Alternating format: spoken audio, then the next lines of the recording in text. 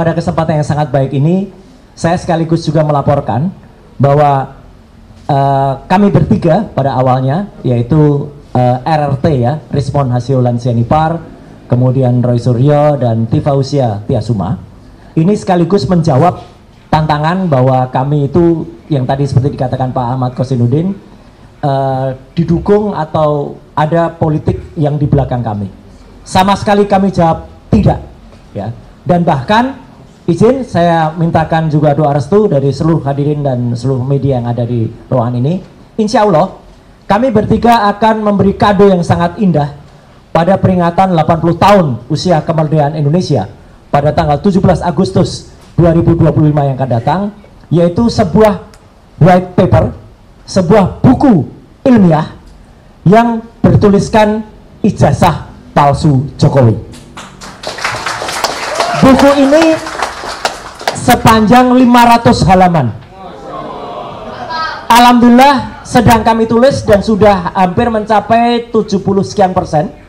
Bang Respon menuliskan soal detailnya, saya menuliskan mulai dari prakata, mulai dari kisah ijazah palsu ini pertama kali dugaan masyarakat, kemudian penjelasan soal Declaration of Human Rights, penjelasan soal Undang-Undang Dasar 45, penjelasan soal Undang-Undang Keterbukaan Informasi Publik nomor 14 tahun 2008, penjelasan Undang-Undang ITE nomor 11 2008, 19 2016, nomor 1 tahun 2024, dan juga termasuk penjelasan soal undang-undang yang lain dan undang-undang khususnya.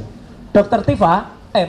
Dr. Rismon akan menuliskan detail soal analisis teknis yang jauh lebih detail. Misalnya soal analisis red, green, blue, soal lintasan cap, kemudian image comparison, face recognition, dan lain sebagainya. Kemudian Dr. Tifa menuliskan dari sisi behavioral neuroscience-nya. Semua itu akan menjadi satu buku yang insya Allah itu akan terbit dalam 2 versi, akan terbit secara cetak analog dan juga akan terbit secara digital, dan sedang kami mohonkan nomor ISSN-nya, ya, ISBN-nya. Dan insya Allah juga itu akan diterbitkan secara internasional oleh Pak Kris Komari selaku koordinator dari FDI, Forum Diaspora Indonesia, dan akan diedarkan ke 25 negara di seluruh dunia. Jadi kami bertanggung jawab penuh atas buku itu, dan kami juga menantang kalau buku ilmiah jawab dengan ilmiah. Jadi misalnya mereka menjawab, oh ya tahun KKN-nya tadinya 83 berubah 85. Nah itu jawaban ilmiah dari mereka misalnya. Oh ya gitar listrik bisa dimainkan di desa tanpa listrik misalnya. Nah itu jawaban dari mereka misalnya begitu. Ya, jadi kami dan itu akan menjadi kado cantik pada peringatan hari Minggu tanggal 17 Agustus. Sehari sudahnya, insya Allah Pak Kosinudin, Pak Petrus dan teman-teman lain, saya akan mohon izin untuk juga mendeklarasikan bersama sahabat-sahabat Purnawirawan dari Ngayogyakarta Hadiningrat dari Jogja, bahwa akan ada statement, akan ada sabda dari kota Yogyakarta pada tanggal 18 Agustus tahun 2025. Jadi izin saya saya Minggu masih di, Senin saya udah akan ke Jogja. Jadi artinya itu insya Allah akan memperkuat bagaimana nanti kalau Presiden Republik Indonesia bersikap, maka Nagari Ngayogyakarta Hadiningrat sudah akan bersikap juga terlebih dahulu, ya, untuk mendukung soal ijazah palsu ini.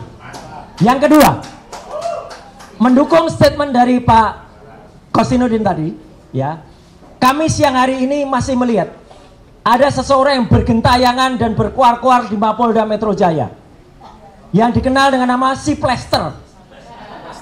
Ya, saya nggak tahu nama lengkapnya, yang penting dia Si Plester. Memang harus diplester mulutnya, ya. Karena apa? Karena sesuai dengan surat yang kami ajukan ke Kejaksaan Negeri Jakarta Selatan, dan itu kami konfreskan di depan patung Dewi Keadilan, yang Dewi Keadilan itu ditutup matanya supaya benar-benar bisa adil tanpa memandang apapun. Kami masih menunggu jawaban dari Kejaksaan Negeri. Karena apa? Kalau memang si Plester sudah mengatakan sudah menjalani hukuman, kapan, hari apa, tahun berapa, dari bulan mana, saya bulan mana? Karena seharusnya dia dihukum 1 tahun 6 bulan sesuai dengan putusan kasasi. bahwa dia sudah menjalani hukum, bahwa dia sudah menjalani pengadilan, ya mungkin menjalani sidang.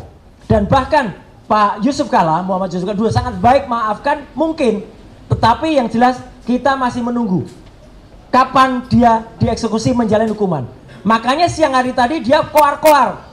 Dulu RS ketakutan masuk menggunakan penyangga kepala. Yang mengenakan saya penyangga kepala itu rumah sakit resmi saya waktu itu, dan itu saya pakai selama 1 bulan, dan saya kesatria, saya masuk menjalani hukuman. Ya, bukan seperti dia yang lari dari tanggung jawab tidak menjalani hukuman. Itu lebih penting. Artinya begini teman-teman semua, izinkan kalau saya salah, bapak-bapak yang mengerti hukum, berarti semua statement dia maupun laporan dia di Polda Metro Jaya maupun kesaksian dia, kalau ternyata itu terjadi dan dia harusnya masuk tahanan, maka itu tidak berlaku, tidak sah. Karena harusnya dia masuk tahanan, tapi kemudian dia masih bersaksi atau bahkan membuat kesaksian terhadap pelapor yang lain. Jadi harusnya dia dieksekusi. Itu soal si plester. Satu lagi yang saya harus bilang mohon maaf, satu lagi yang kemarin teriak-teriak soal oh itu harus masuk penjara, yaitu orang namanya AA inisialnya, ya, yang dia kehilangan otaknya ketika digebukin di depan DPR. Ya. Dia kena, sebenarnya dia adalah TSK, tersangka kasus penistaan agama pada tahun 2015. Mohon maaf ibu-ibu dan semua umat muslim dan muslimah. Dia mengatakan, kenapa dia masuk pasal penghinaan agama? Karena dia mengatakan Nabi Muhammad bukan orang Arab. Dan dia tersangka. Tapi kemudian saya nggak tahu dia di SP3 oleh Polda Metro Jaya. Tapi sudah juga kemudian di pra-peradilan dan menang pra-peradilannya. Jadi harusnya dia dieksekusi. Tapi sampai dengan sekarang Polda Metro Jaya belum eksekusi dia. Jadi artinya status AA itu adalah tersangka dan harusnya diteruskan penyidikannya, bukan diberhentikan. Ya, itu jadi ada 2 orang yang, dan yang menarik sekali tadi karena ada YouTube-nya si plester itu, malah justru komentar lebih banyak kepada seseorang yang bertopi, topinya dihadapkan ke belakang. Betul. Apal banget nih Mbak Menu ini sama si Pritz itu ya. Dan orang mengatakan itu orang yang di belakangnya itu yang ijazahnya dibusek capnya, ya. Dan dia secara tidak memalukan dirinya sendiri tampil di depan salah satu TV dan kemudian menunjukkan kalau ternyata ijazahnya masih ada capnya, bukan seperti Jokowi yang capnya dibalik pas fotonya, ya. Nah, jadi sekali lagi saya tegaskan untuk teman-teman media yang ada di sini, saya patuh dan taat dengan kesepakatan bersama. Jadi insya Allah sore hari ini saya juga akan live di TV tanpa si plester, ya, gitu. Dan pada hari Rabu yang akan datang itu akan ada acara.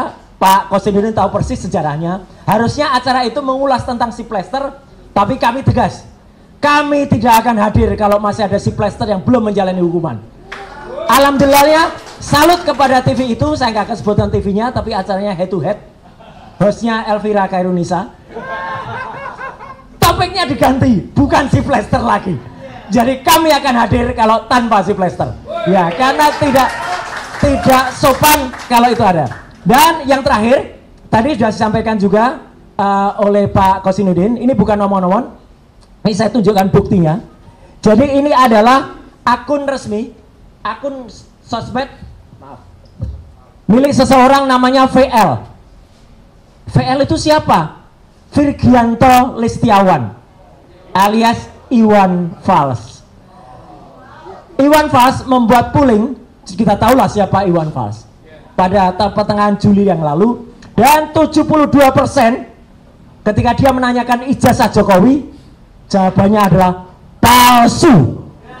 Jadi terima kasih Mas Iwan Fals bersama grupnya, ya, hanya 14% yang mengatakan asli. Nah, jadi artinya makin banyak lagi selain Refri Harun juga Iwan Fals. Dan kami sekaligus menolak atau tidak percaya kalau ada seseorang yang membuat survei-surveian, itu bukan survei tapi survei. SURPAY. Survei. Kenapa survei? Soalnya sekarang orangnya lagi protes. Terima kasih kepada Presiden Prabowo yang sudah menghapus, ya, tantiem bonus itu nanti mungkin Pak Manusia Merdeka, Pak Saidido bisa menjelaskan dengan lebih detail ya. Keborosan kemudian insya Allah uang negara, devisa negara itu akan bisa dihemat kalau komisaris-komisaris itu dihilangkan atau tidak perlu diberikan yang namanya tantiem, bonus dan lain sebagainya. Kenapa? Toh mereka juga tidak berkompeten sama sekali. Dan untuk menyambut kegembiraan itu, ya, nah, saya akan sampaikan sekaligus juga kenapa laki-laki itu suka soda, sama seperti susu. Laki-laki sama seperti susu, ya. Kalau ketemu susu menjadi gembira. Jadi kita bergembira atas keputusan Presiden Prabowo untuk menghapus, ya. Bahkan kalau perlu komisaris-komisaris itu yang tidak berharga itu, cabut Pak Prabowo, ya. Jadi kita akan lebih bergembira seperti soda susu gembira. Terima kasih. Wassalamualaikum warahmatullahi wabarakatuh.